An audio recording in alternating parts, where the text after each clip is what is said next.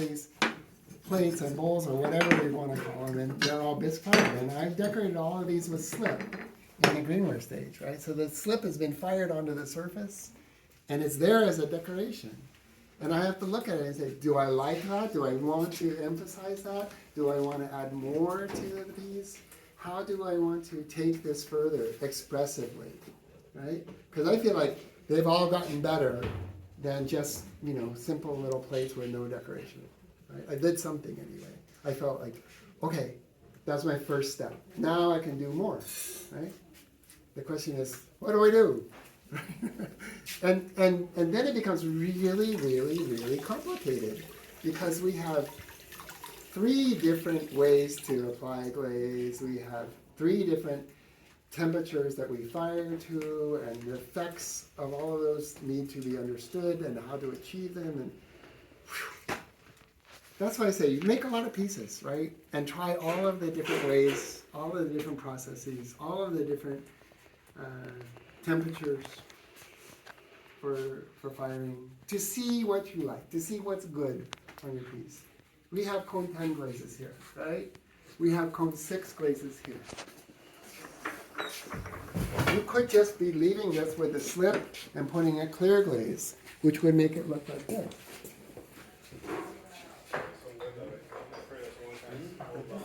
This is with the glaze, this is without the glaze, right?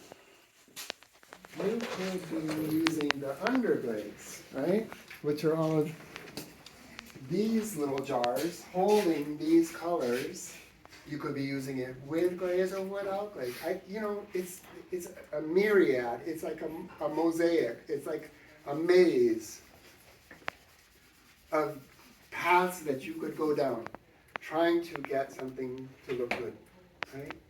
Now, all you got to do is choose. You got to say, ooh, I know what I like. I like this thing in here.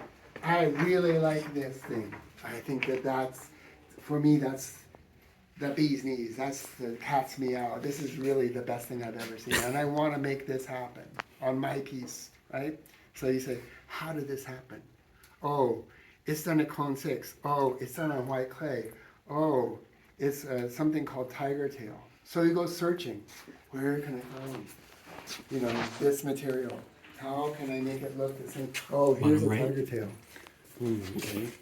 Oh, this isn't white clay, but this has got white slip on it. So it's kind of like white clay. So maybe let's try that. Like maybe let's try to put some of this tiger tail on this one and then see if it looks good. See if I like it, right? Because this is flat, right, and tiny, and this is bigger and curved. So who knows? You have to be open to the possibility, like it can look even better than this, right? But if you want this, huh?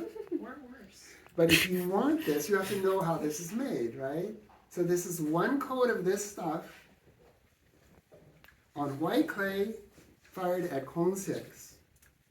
Ooh, how much information is that, right? And that's flat though too. Huh? That was fired flat. This is flat, yeah. Yeah. Because when they're fired, Upright, yeah, standing. then they come out differently, don't they? They sure do.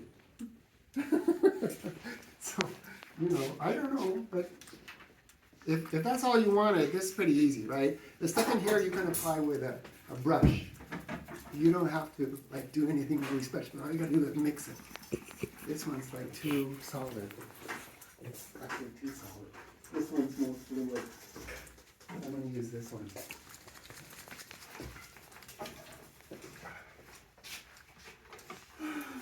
I'm going to wash the piece,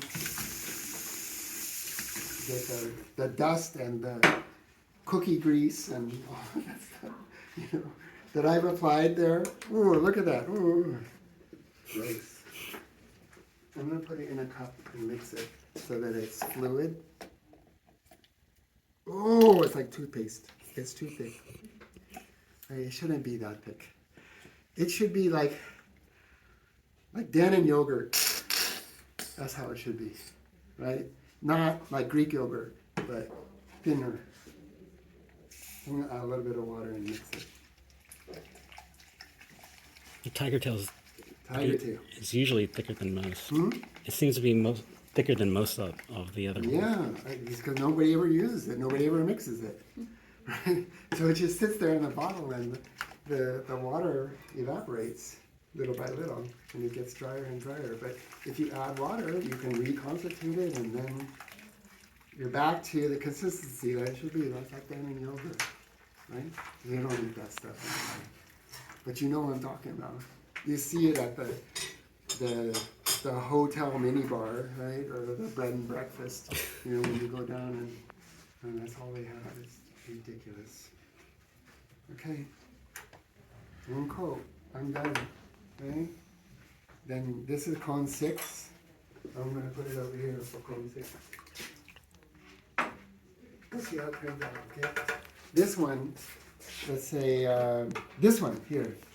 This is a green slip, right? Just a single coat of green slip. And so I want to make it look better. What can I do to make it look better? I'm going to try to high fire this. I'm going to use the glazes here, right? And I'm going to say, okay, let's see. If I have green as a base and I want to make it look more interesting, I think I'll put some red on it, right? That's a complementary color to green. That would help. And maybe I'll put some blue on it, right? Red, blue, and green.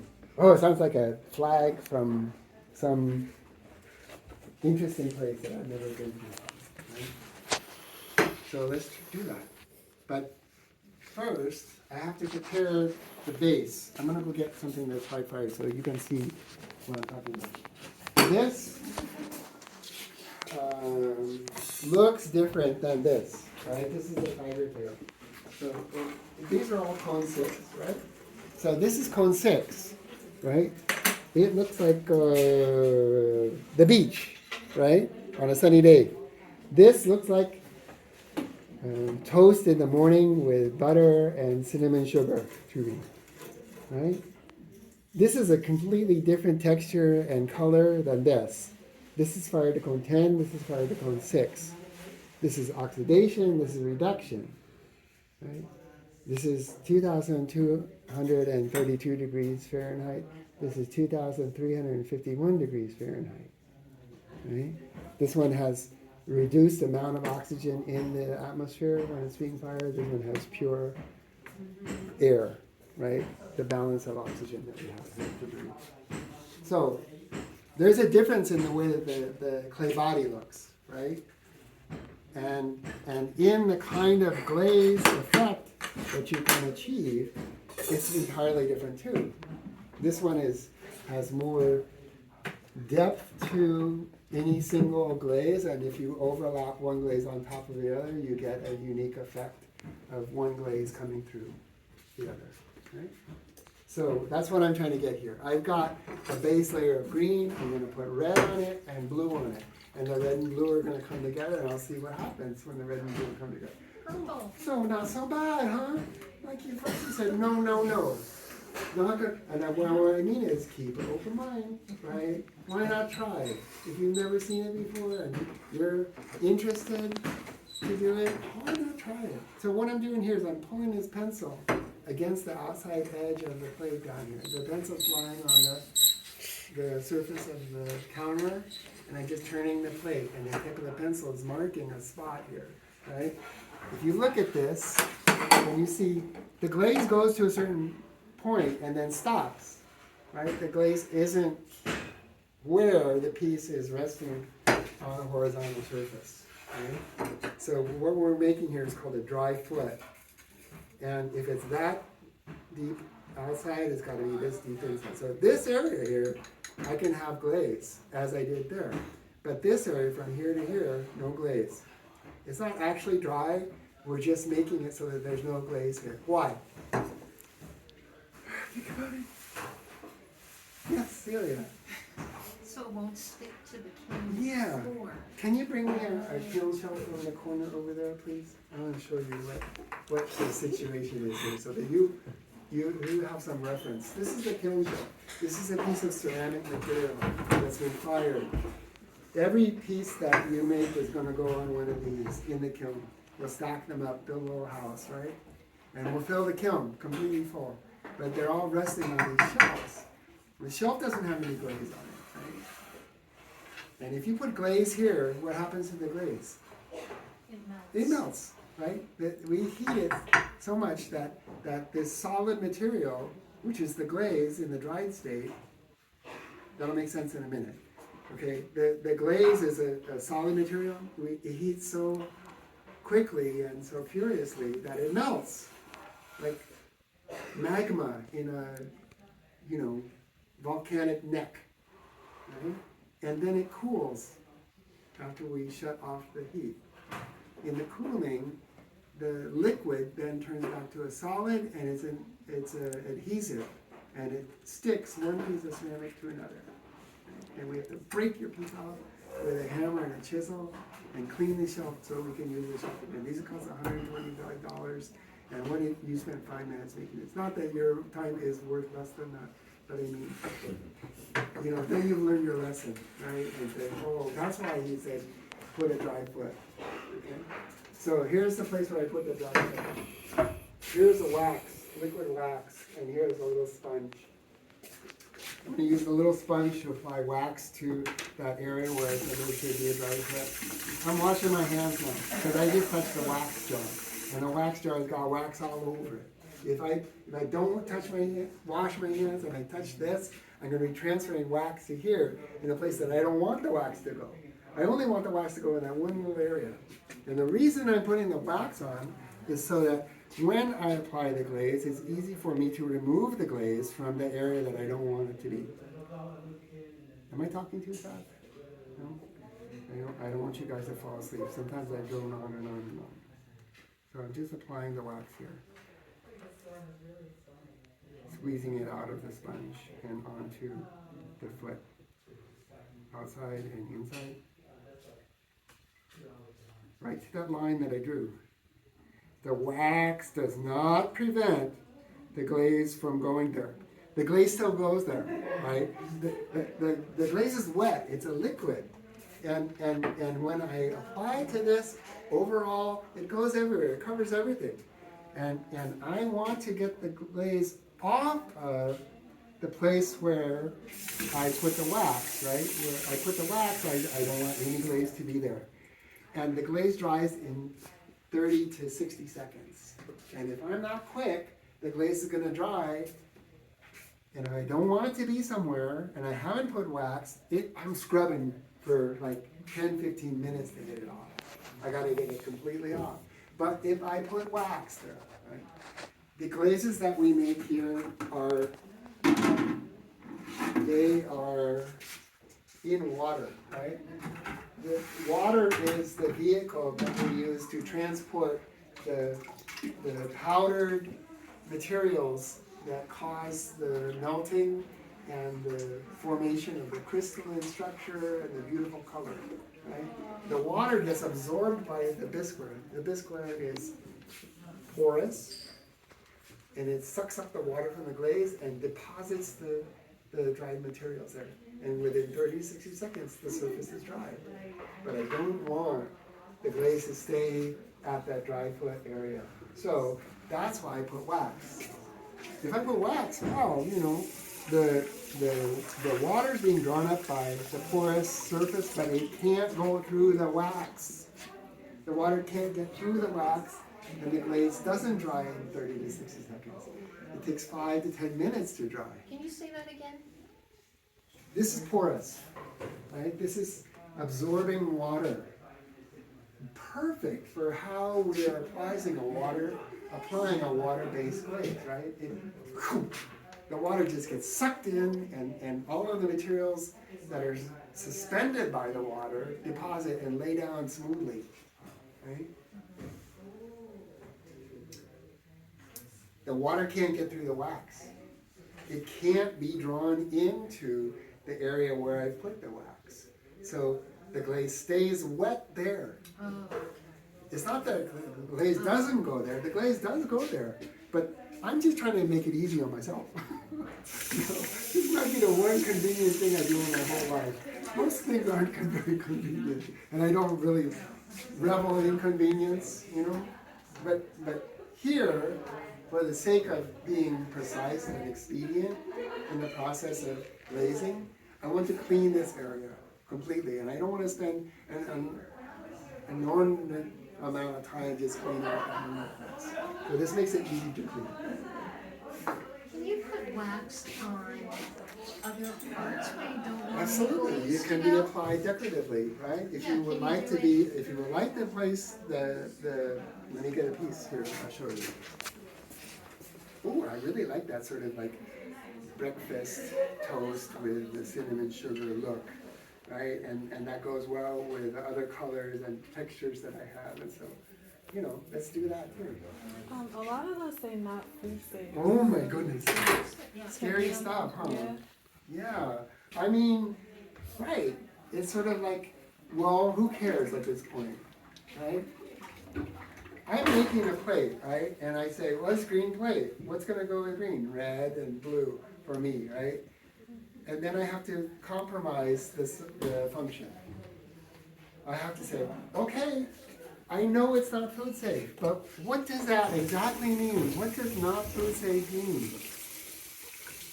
Is it not safe for the food, or is it not safe for the humans who are eating the food on the plate? Yeah. The food doesn't care. It's only when the human eats the food that's been deposited on that glazed surface that it becomes questionably safe for the human, right? But then you have to say, what kind of food, you know? And what does that exactly mean? Yeah, like what would happen? Yeah. Like if a I piece wanna of know bread too. was on like a Huh? non-food safe plate Hmm? here, If we put what? like a piece of bread. A And bread. it was a, Something and say the dry. piece of, wait, let me wait. Exactly. So like the bread was on the plate for like 15 seconds. Yeah. And then you ate the bread. Like, would you really get like a health impact Yeah, from it? when something falls on the floor, people say there's a 3-second I rule, always right? say I don't stuff on believe the that. floor. This is all leave it on the floor, right? But I just wonder like what the real danger is. Right. You know, So like, here's the real danger. oh, you know, Here's I'm the gonna wake real up danger. and test positive I have for an lead. answer for that, I mean, right? I just don't There's no know. lead here, right? The only thing that you'd be possibly doing is by introducing a hot acidic liquid against the glazed surface, right? If a hot acidic liquid comes in contact with the glazed surface, it could be leaching out a heavy metal, cobalt, nickel,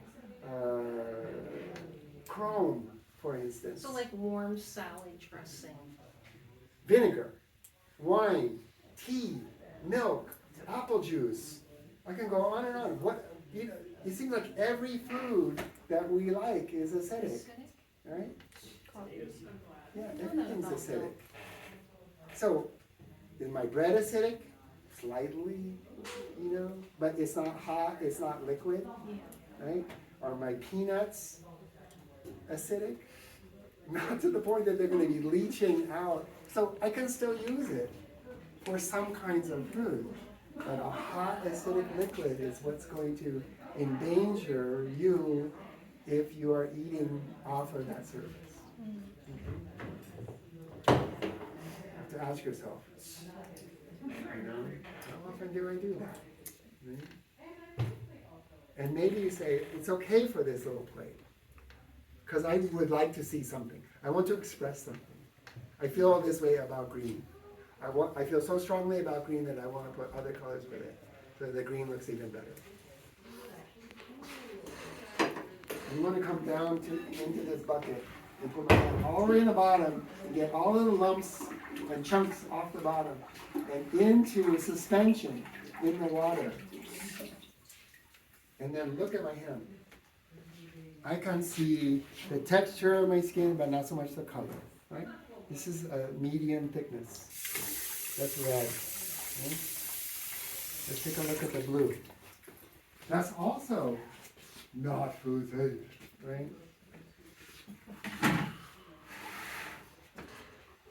Ooh, ooh. That's tough. That's got like big lumps. So I'm gonna have to get the spatula and scrape the bottom of that one. and get all of that stuff off the bottom, because that's where all the good stuff is, right? It's like all of the good stuff comes down with the gravity and deposits on the bottom and builds up like a muddy layer down there. And you can scrape that out and then use a whisk to break up the lumps and get them into suspension in the water. And if you don't do that, you're not going to get the effect that you see over there. This is the dark blue transparent. It's a beautiful glaze, but you got to mix it, right? And don't depend on somebody else telling you, oh, I just mixed that. You got to come here and check for yourself, right? It's your piece. You're the one who's going to glaze it, right? It could be your best friend, but you know, this lasts forever. I mean, glazing, your piece will last for over 10,000 years. It will look like this, right? And if it's done well, it's a joy. And if it's not, maybe it won't last 10,000 years. You know? Okay? So I think it's worth an extra 5 minutes of mixing. And a friendship. Huh? And a friendship at stake. Could be. Could be you end up hating yourself, right? For what you did. Okay, so this is starting to come off the bottom. I'm starting to get it off. It's a lot of work, but this might not have to be done again for another week or so. If it's not used for a week, it would happen, right, in a week. But now that everybody's starting to glaze, everyone's going to be mixing this all the time. And this has just been sitting for 3 months, and nobody's used it. So that's why it's settled. Usually you don't have to do this. But if you're the first one to use the glaze in the semester, you probably have to do it. Okay? It's not going to hurt your skin as long as you wash it off, right? As long as you're not eating something over here, right? And ingesting the glaze in the liquid state. It's not going to hurt you. I mean, the first thing that will hurt you is you get constipated, right? Because that's liquid clay. 10 days later, you'll be fine, but you know, you have to live with yourself. So don't take the chance. Okay, so now I'm using the whisk to break up the lumps. And then I'll check again to make sure that it's consistently at the medium thickness that I want. Yeah, that's good. Okay? So my wax has had 5 minutes to dry. Right? What I see is a lot of people, they put the wax on, it's beautiful, right? And then they turn the plate over on its rim. And the bottom dry because they think, oh, it won't dry if I leave it upright. When the wax is down here, right? The wax is going to stay wet. So all of that work that they put into cleaning the plate, and then they turn it over on this surface. Did you clean this surface? Do you know what's here? You know? Just dip your finger. I said, you know, don't take the chance. Even if you clean the surface, something could transfer back onto your plate, and then when you put the glaze on, it doesn't go where you want it, right? Because there was wax here, there was another glaze. So the wax will dry when it's like that? Look at that. It doesn't need to be exposed.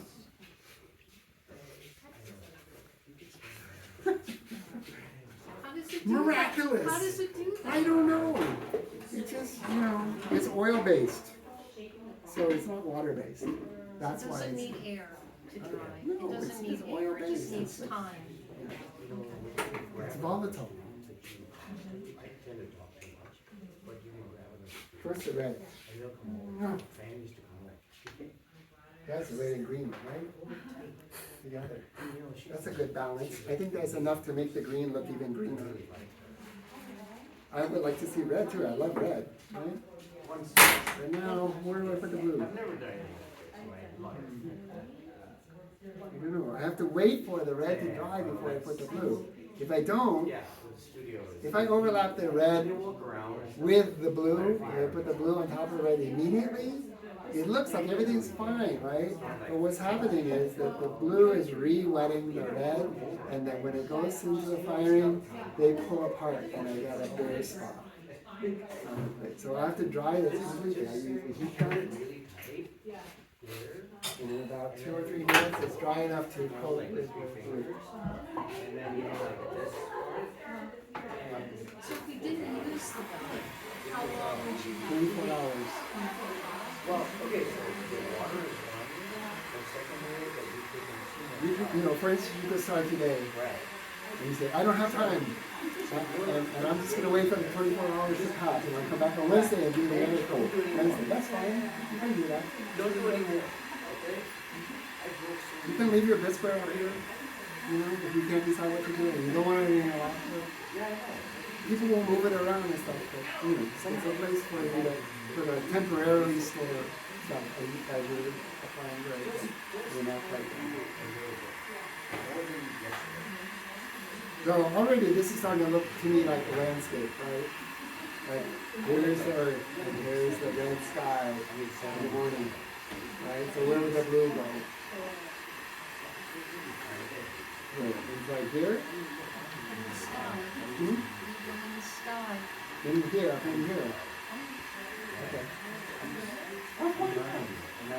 You know, I mean, look, I'm talking about something I wasn't talking about 10 minutes ago. I just wanted those colors. And I just happened to apply it like this, right? And there's a straight line, so I'm thinking orient this like a landscape, right? It doesn't have to be like that, right? It could be something like that. I don't know. So this is dry here, right? But you can see the glaze here is still wet. Even after I use the heat gun, it still stays wet in that waxed area. And it's easy with a few little wipes of this damp sponge to get all that glaze off. Even after it's been heated, it's still wet. This settles again in 30 seconds. So don't just mix it once, but make sure that you're suspending all of the glazed materials in the water so that when you apply it, you're getting everything that you need. I just met her on the phone. I don't think she was here. I don't know what she. Right, so now we're going to see, what does red look like with blue on top of it? I don't know. Let's see. Let's try, right? Why not try? I've never done it before. I'm interested. There's no glaze here, right? On this green stuff down here. I haven't applied any glaze. So this is going to be a matte finish, non-reflective, and these two will be reflective.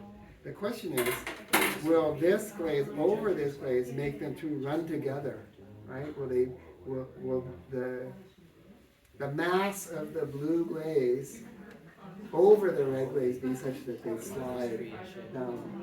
I don't know, it's interesting. We'll see. Okay. So you can put one of these glazes on top of the underglaze, Oh yeah. but you can't mix. But then you're firing a cone 10, right? These are cone 10 braces. And what do these say? Up there on the left-hand corner, cone 6, right? So this is a different temperature that we fire to. So if you wanted to put a clear glaze, we have a clear glaze for cone 6. It's just not these glazes. These are cone 10 glazes. So on the bucket tube, it will say cone 10, right? Cone 10. Everywhere it says cone 10 here. Everywhere here it says cone 6, cone 6, cone 6. Inside here, cone 6. Okay? So you could mix them, but It's really like, there's like too much to take in on the first day for me to, impress on you like it's easy. Right? It's not easy. You just have to decide what it is you want and then come to me and say, that's what I want. Can you help me get that done? And I will show you. Yeah, it's over here. Use it like this and then put it there. And then ask people. Yeah, not just me. Like when, you see their piece, you say, oh, how did you do that? Yeah. And then they'll tell you Yeah. if they remember. Well, that's also sort of like up for debate because they might just want to keep it to themselves. Right? They'll say, I don't remember, I don't know. No, but they may tell you, but it may not be what they think. This goes here because this is cone 10, right?